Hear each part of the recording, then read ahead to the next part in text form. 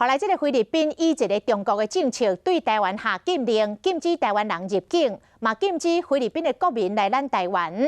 咱的政府嘛有咧考虑要来反制，包括取消免签证、取消移工来台湾，也则是停止双边农渔业的合作。啊，讲有袂少无法度来台湾的菲律宾的移工，即摆是真着急。啊，要离咧台湾的菲律宾的移工，嘛正担心无法度转去。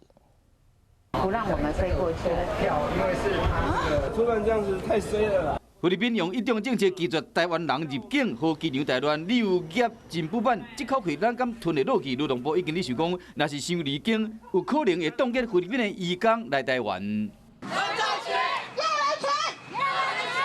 9年前，台湾嘛捌宣布冻结菲律宾的移工，不过这摆是菲律宾无要和菲律宾的民众来台湾，和这个请菲律宾移工的企业真头痛。